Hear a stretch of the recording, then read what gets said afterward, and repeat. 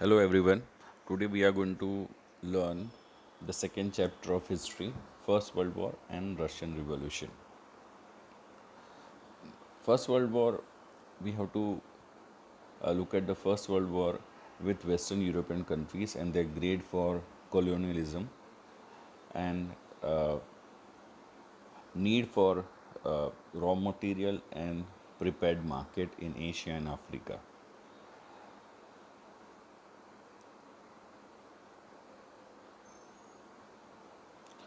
Western European countries colonialism and in Asia and Africa. Now, mostly because of industrialization, European countries needed more colonies for raw material, and after the aftermarket sale in Asia and Africa, they needed more and more colonies. So they started race towards capturing new colonies in Asia and Africa.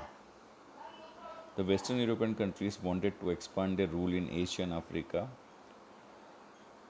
They not only enslaved the Asian and African countries, but also enslaved some of the countries of Europe also, Netherlands, Belgium, and Luxembourg. France captured their some of the province in the first initially. Portugal, which was first to come to India or first to find the sea route to India, the king of Portugal died without any heir, and because of that, the closest blood relation was the Spanish king. So Portugal came under the Spanish rule, and because of that, Spain enjoyed the monopoly of establishing colony for more than 6 decades. That means 60 years. So Portugal, which came in the beginning in India, could not capture entire India, but their focus was more on the Latin American countries, or we can say that South American countries. Italy and Germany also became the victim of France and Austria, so they were not happy with what France and Austria did to them, so they were disgruntled.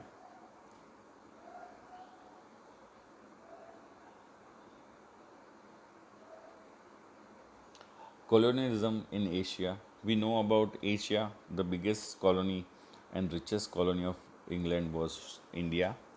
Not only India, they captured Sri Lanka, Myanmar. Right now it is known as Myanmar, but earlier it was known as Burma, Singapore, and Malaysia also. England also entered China. China was ruled by Manchu dynasty. There was a very profitable uh, trade, opium trade in China. England had waged so many wars with Chinese Empire, and these wars were known as opium wars.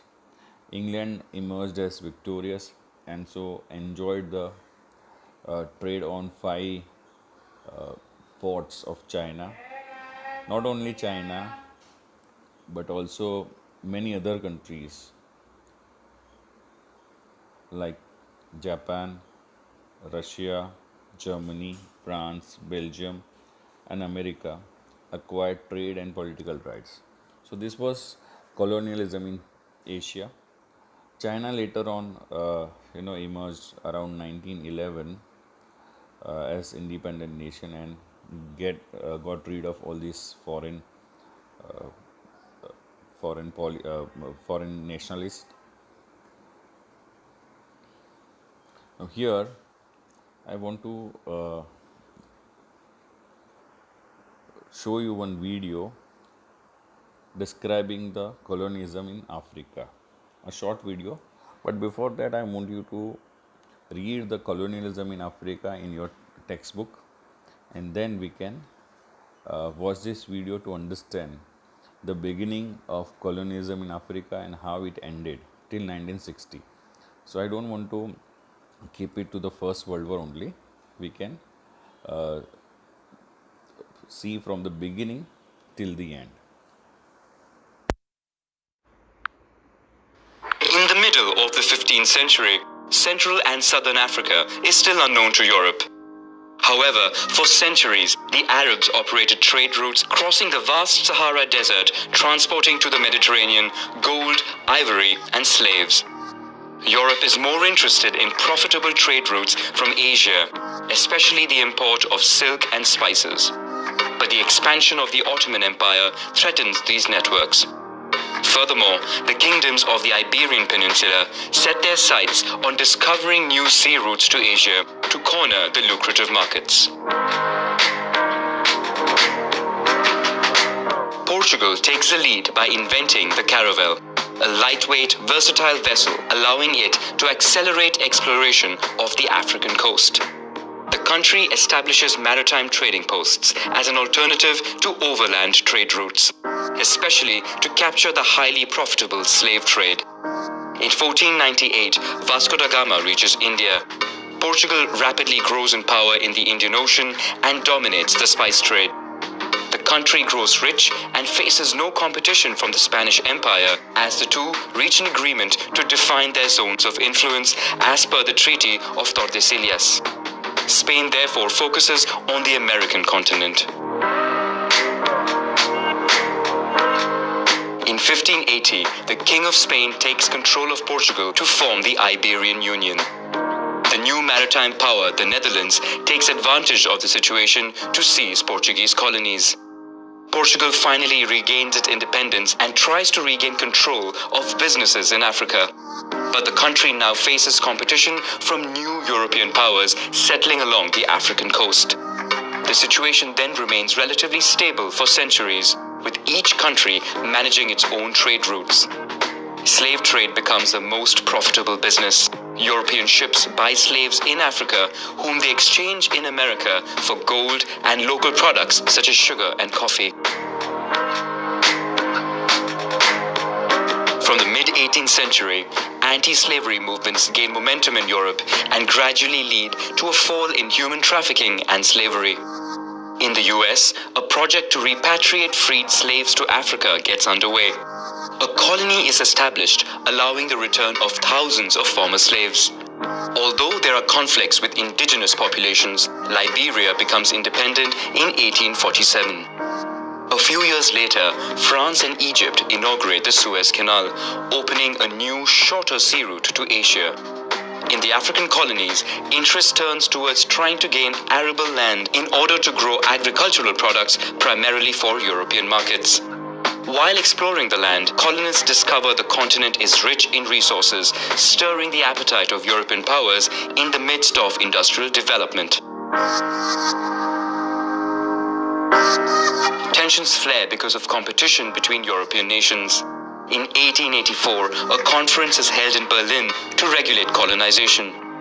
King Leopold II of Belgium gets personal possession of a large, little-known area in the heart of the continent. Germany, Spain, and Italy seize territories, while the UK receives Egypt. Henceforth, countries can stake claim to any land they physically occupy. European nations, boosted by their superior military technology, engage in a race for control of the largest possible territory at the expense of local kingdoms and empires. In most cases, land is stolen and redistributed to European settlers. Indigenous people are subject to taxes but have no money to pay them, so they find themselves working in the fields or in mines, which become a form of forced labor. Italy, which controls Eritrea and Somalia, fails to conquer the empire of Abyssinia, which gains international recognition as a sovereign nation. After the discovery of diamonds and gold in the south of the continent, the British Empire expands to take over the states of Transvaal and Orange, both of which were founded by the Boers, mainly descendants of Dutch settlers who fled following the arrival of the British. In 1908, King Leopold II cedes Congo to Belgium. 2 years later, after long negotiations, southern British colonies of the continent gained independence, forming the Union of South Africa. The new country remains linked to the British Empire by becoming a dominion, ceding certain powers to the British Crown. During World War I, hundreds of thousands of men from the colonies are sent to European and African front lines. The United Kingdom, France, Belgium and South Africa take over the German colonies. At the end of the war, a separatist revolution breaks out in Egypt. The UK is forced to recognize the end of its protectorate status, but the country retains control of the Suez Canal by maintaining a military presence. In 1935, fascist Italy again tries to conquer Abyssinia. This time, the Italian army is successful in gradually seizing territories, but Abyssinia would never sign an armistice. World War II breaks out in Europe, and again, hundreds of thousands of Africans are involved in fighting on different fronts. Italy, allied with Nazi Germany, loses its colonies on the continent. At the end of World War II, Abyssinia becomes Ethiopia and regains its sovereignty. Talks are held at the United Nations to discuss the future of other Italian colonies. With European nations weakened by war, the United States leans in. Fearing the rise of the Soviet Union and communism in the world, the country supports the independence of colonies and their admission to the United Nations. When an insurrection breaks out in Madagascar against French occupiers, it is brutally suppressed. Italy eventually gets control of Somalia for another 10 years, while Libya becomes independent. Kenya also begins an anti-colonial uprising that would last 8 years and result in many civilian victims. In 1952, the Egyptian army overthrows the monarchy and begins anti-colonial policies. On the one hand, the country makes contact with the Soviet Union to provide arms. On the other, it provides military support to aid Algerian nationalists against the French occupation. Egypt also claims control of Sudan and nationalizes the Suez Canal, chasing away the French and the British. In response, they combine with Israel to organize a surprise attack on Egypt. The offensive is a success, but is stopped after the USSR's threat of nuclear war. The US then steps in and orders an end to the offensive. The event marks the end of the British and French domination on the continent.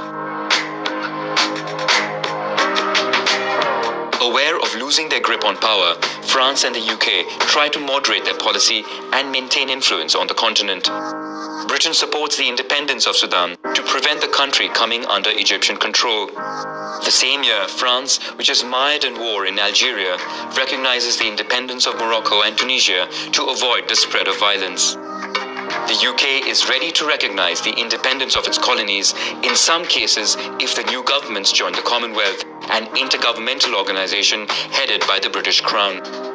France, for its part, tries to set up a Franco-African community. All colonies accept the proposal with the exception of Guinea, which then gains independence. In 1960, a new wave of colonies gaining independence ends this project. France withdraws but maintains economic control over the region with the CFA franc currencies. The same year, the Belgian Congo also gets independence and becomes the Congo Leopoldville. France tries to maintain control over Algeria at all costs. But violent repression and massacres of local populations make them lose support of the French people and the international community. Despite violence committed by some of its own forces, Algerian separatists take the advantage by playing the diplomatic card and gaining debates in the UN.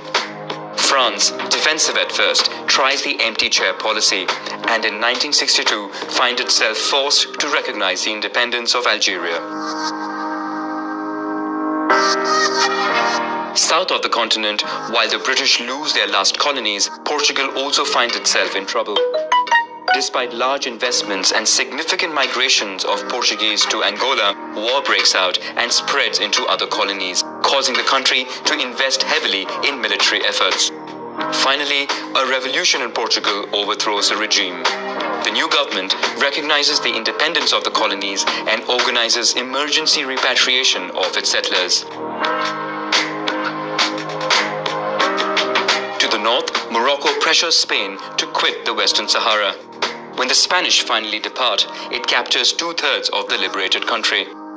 While European nations are no longer present in Africa, southern Rhodesia is the only country whose independence was obtained by British colonists who hoped to themselves found a country ruled by white people. The country is not recognized in the UN and comes under great international pressure. In 1980, it yields, and a transitional government is set up to form Zimbabwe. Despite the end of European presence in Africa, the continent will still have to face various forms of neocolonialism. World powers and multinationals influence and sometimes destabilize African countries with the aim of gaining its wealth and generating huge profits at the expense of local populations.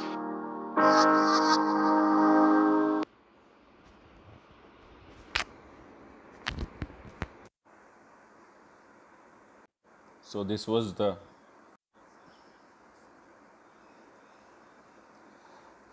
story of colonialism in Africa. Now, factors that caused the World War, First World War.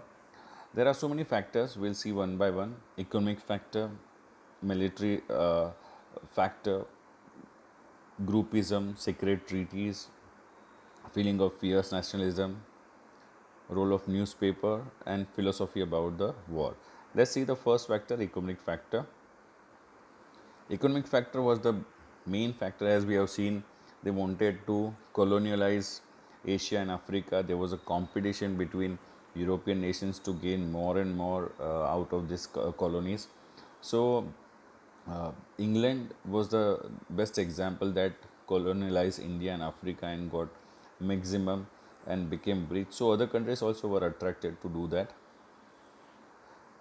Germany also provide fierce competition and to England and France. So Germany and Italy, they were kingdoms, and there were so many other smaller kingdoms in their nation. So they unified and became powerful, and they started competition with England and France, and they proved to be a threat for them. So this competition between England, Germany, France, and Italy became the reason for the tension between the European nation, and that created the atmosphere for First World War. Militarism. Now, to expand your territory, you need military force. So, more and more weapons were produced, militaries were strengthened, military training was made compulsory.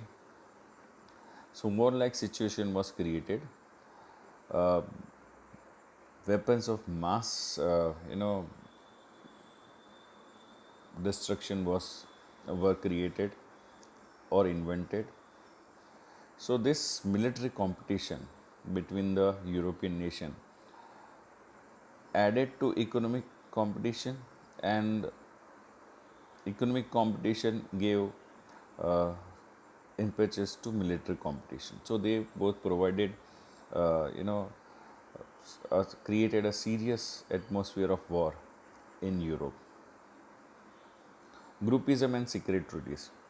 You must have heard about the Second World War, that Germany, Italy, and Japan were together. But First World War, allied nation were England, France, Russia, Italy in the beginning, and even Japan. They were all one side. The other side, Germany, Ottoman Empire, that is, I think, Turkey and Hungary, and four other nations were there. Let's see. Groupism and secret treaties played important role in the First World War. Germany, Austria, Hungary, and Bulgaria and Turkey were one side. So only few nations were there on one side. England, France, Russia, and Japan on the other side. Feeling of jealousy, enmity, mistrust, fear, and hatred created atmosphere of war. These countries Europe was divided into two parts, so these countries were jealous of each other, they did not trust each other, and they were hating each other. Feeling of fierce nationalism. Now, nationalism is, this word or this feeling was born in Europe. Nationalism means to be ready to sacrifice everything for our nation. That is nationalism. But the nationalism in Europe was a narrow form of nationalism. So it created hatred for the other countries. The independence of Belgium and Greece. Now this independence created the feeling of nationalism. The other factor was unification of Germany. As I told you, that Germany was made up of so many small kingdoms, but a powerful, Prussia gave leadership to the unification of Germany. Germany became unified. Not only Germany, that time Italy also became unified, and all these were a result of nationalism. But as I told you, European nationalism was narrow and extreme that time. So it was, creating hatred and mistrust and enmity between nations. Nations began teaching extreme and destructive nationalism to its people. People were taught to hate the other countries and gain for the country at the cost of other nation. There was one more factor. German chief Kaiser William was so ambitious and he wanted to be the leader or the king of the entire world. So that was the major reasons for spreading nationalism at that time and colonialism.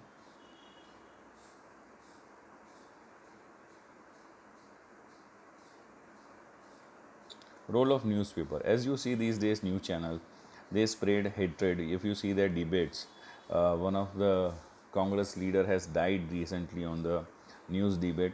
The same role was played by newspaper that time, creating hatred for other nations.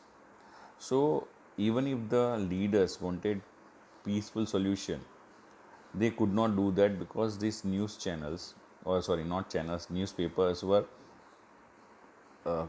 printing false write-ups, article, derogatory and provocative news, exaggerated detail. So the leaders also, rulers of these countries, European countries, even if they wanted to establish peace and harmony, they could not do so. So newspaper played a very decisive and very villainous role in creating atmosphere for the First World War. Now some of the philosophers also, some of the leaders also started policies like war is welfare. They started provoking things. Whenever any terrorist attack is there in India or anywhere else, people start telling we must attack this and we must wage a war and all this thing. This kind of mania was created in Europe. Trotsky published. Trotsky was a revolutionary. He published that only the mighty deserve to win. So the follower of Trotsky, those who followed him, those who hero worshipped him, he started, uh, supporting the war. He also said war alone is the national need. Then there is one more German writer, Nietzsche. He expressed that war as a sacred work. So these policies and these factors created the First World War. Now there was one immediate cause out of all these causes. There was immediate cause. The Prince of Austria, Francis Ferdinand, and his wife were going in an open carriage in Sarajevo, the capital of Serbia, and they were shot dead by a Serbian terrorist organization, Black Hand. So Austria, without giving any chance to clarify, waged a war against Serbia. This was the starting point of the First World War, and the First World War began. Now I want to show you a short video on First World War in Europe and how it started, what were the effects, who won and why. Before that, you have to read the First World War, what events happened in First World War. I'll show you certain points. 24 nations supported allied nations. Allied nations means Britain and France. Okay, and 4 nations supported Axis nation, that is Germany, Italy. Initially, Germany was victorious. It was very powerful nation. Germany ruined the French army. I'll show you that in that video. German fought submarine wars and destroyed the ships of allied nations, especially British vessels.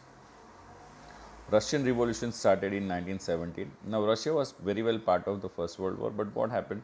Russia internally was going on or facing the revolution, so it had to withdraw in 1917. So, Germany from one side was secure that Russia would never attack them, so Germany could concentrate on the other side, Western European countries. Germany attacked American vessels also. So America, which was neutral towards the First World War, had to enter because the ship carrying 147 American soldiers was drawn, and America had to enter the First World War. So American soldiers, 147 American soldiers died. So America entering the allied nation side, that means the British side, changed the entire scenario. America joined the allied nations for the war in April 1917. With that, countries like not only America but the countries which were supporting America, Panama, Greece, Cuba, China, Siam, all these nations joined the First World War from the British side, and this thing changed the position in the World War. Now, Bulgaria in September, Turkey and Austria in October, they were on the German side. Now they joined the allied nations. They joined the British and France and American side. The German leader Kaiser ran away, and Germany surrendered and signed a ceasefire treaty, and war came to an end. Now these treaties after the First World War proved to be insulting to Germany, and later on it became the reason for the Second World War also. Experts believe that there are no First and Second World War. It is a continuation of war, and some experts also say that the Second World War occurred or happened because of the First World War only. Now let's see one video showing the events of the First World War. Intensity and scale the world had never before seen. A war that involved more than 60 million soldiers around the globe. In this video, we retrace the origins, events, and consequences of World War I.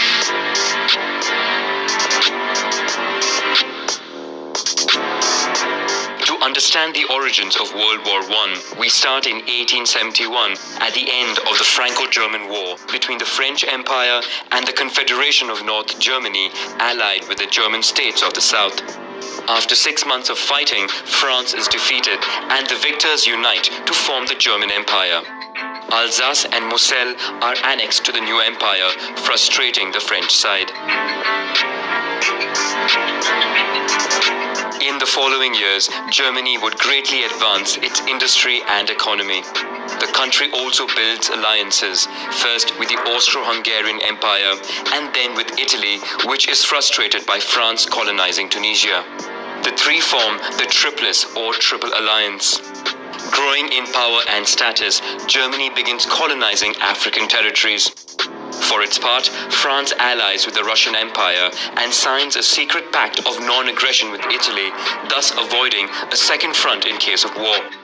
The British Empire fears the rise of the German army, more specifically of its navy.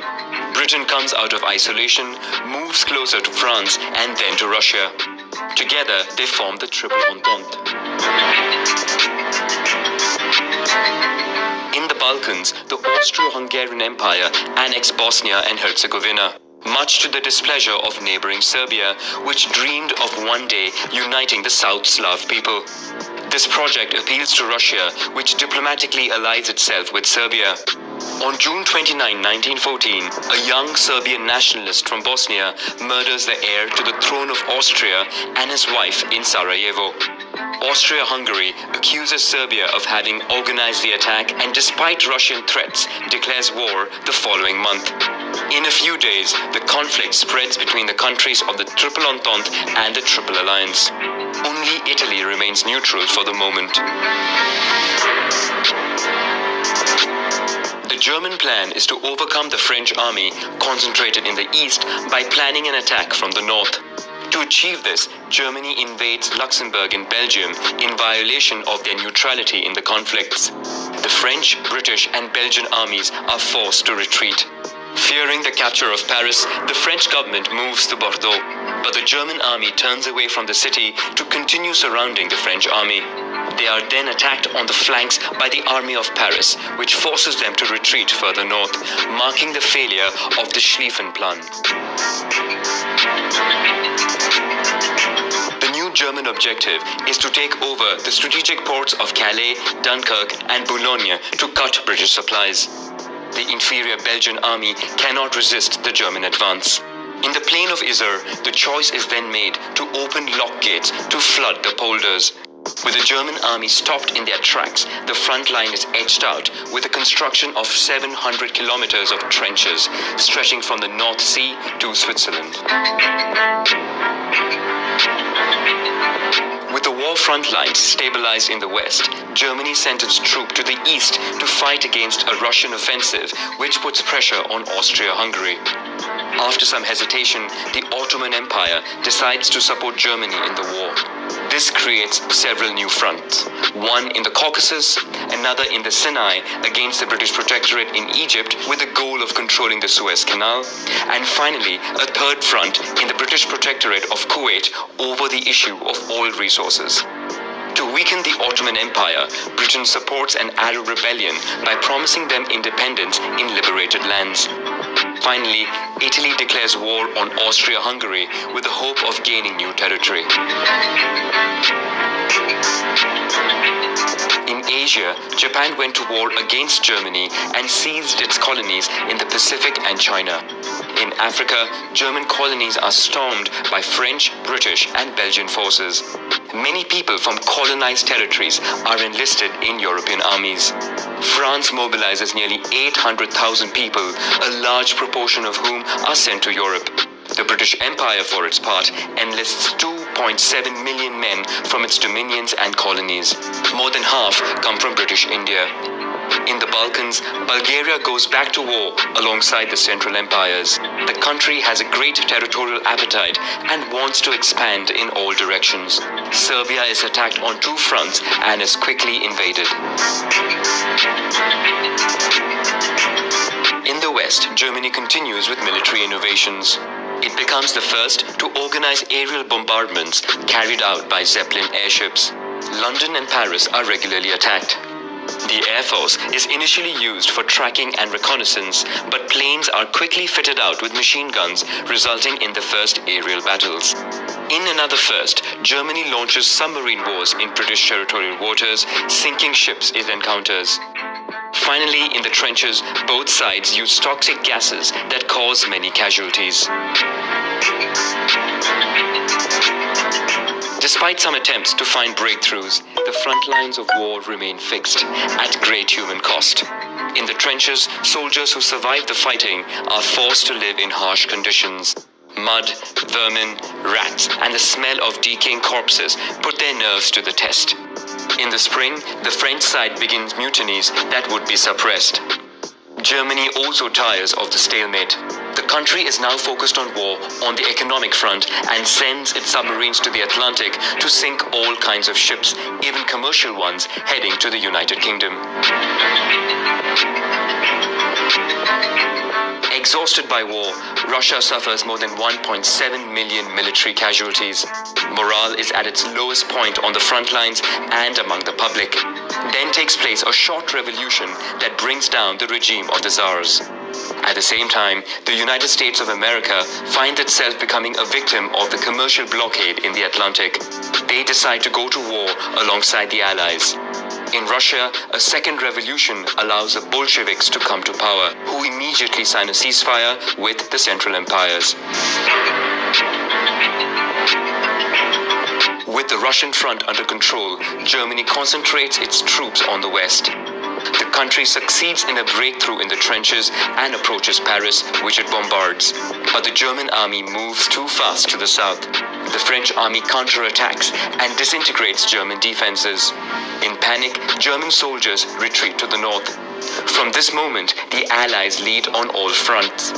In Germany, mutinies and a revolutionary wave force the emperor to abdicate and allows the signing of the armistice, marking the end of the Great War that kills more than 18 million people.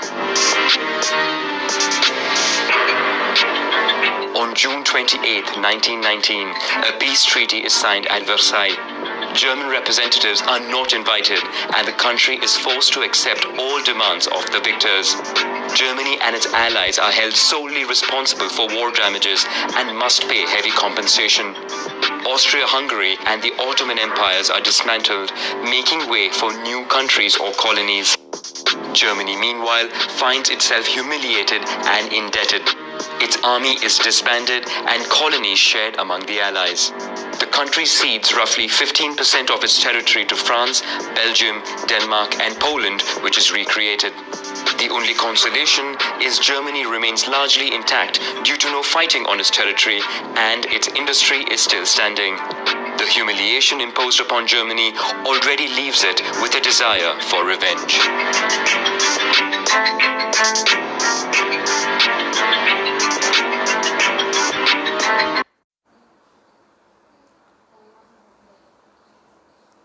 So, students, this was the brief history of the First World War. In the next video, we'll see the effects of First World War shortly, Russian Revolution and League of Nations. Read the chapter properly so that you can understand all these things. Thank you very much.